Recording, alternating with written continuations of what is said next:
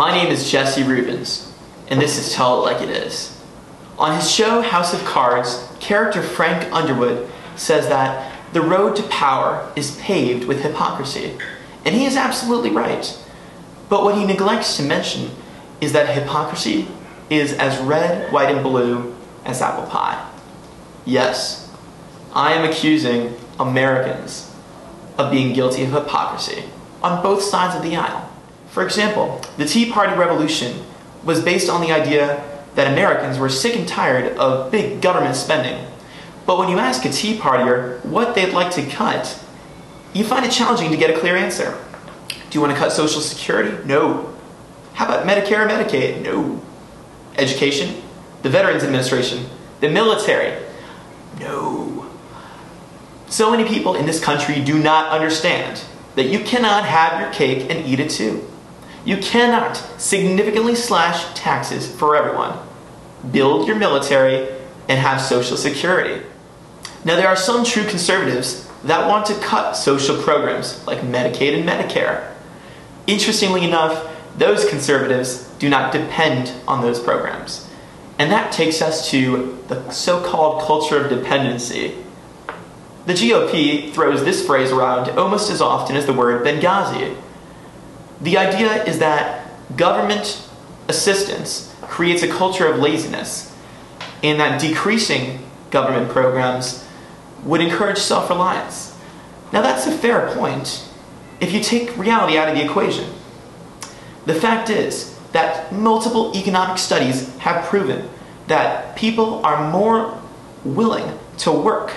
They have a greater desire to work in countries that have more advanced welfare benefit systems. Across the world, countries that use their tax dollars to invest in their citizens' welfare have greater employment and greater competition.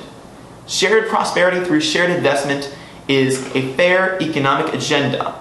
On another note, the main principles of the Republican Party are limiting government and defending freedoms. In the 90s, Republicans like Bob Dole and Newt Gingrich warned us that jackbooted government thugs were going to come in and steal our freedoms. Oh my God, steal our freedoms, that's terrifying. But what freedoms? The freedom to not have autonomy over our own bodies? The freedom to not get our children vaccinated for smallpox? The religious freedom to allow us to ban gays from restaurants and bakeries? See, conservatives love limiting government, except when it comes to their own set of morals.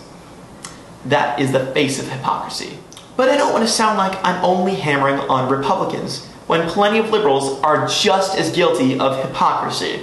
But what are liberal principles and liberal values? I'll tell you what they are. Equality of opportunity, natural human rights, freedom of speech, press, sex, privacy, and religion, and that government is to be used as a tool for social progress. Now, shouldn't we make sure that we apply those liberal principles to everyone? Every human is human, and that includes humans living under the rule of Sharia law. Those humans do not share in our freedoms. If you truly believe in women's rights, then stand up and speak out against honor rape, forced abortion, and genital mutilation. This is not a small issue. This is something that happens in more than 10 countries around the world. Now, are these problems limited to countries governed by fundamentalist Islam? No.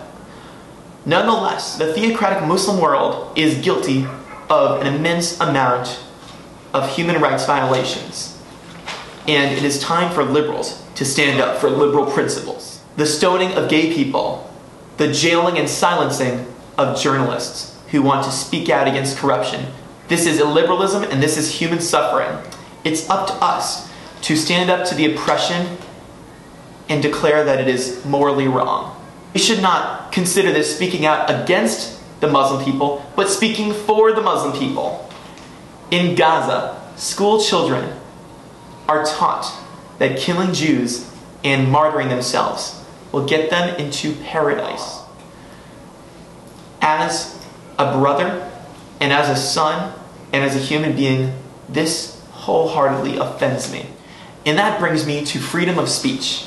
Now, in this new age, progressives have set a new set of standards for what is to be politically correct.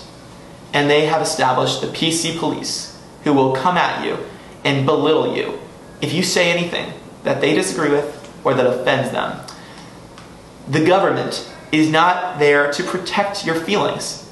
It is your job to grow a thicker skin. People can say whatever they want, and in life, people are going to say things that offend you.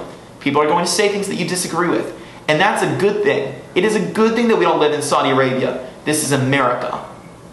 Those are my thoughts. Feel free to disagree. Until next time, I'm Jesse Rubens.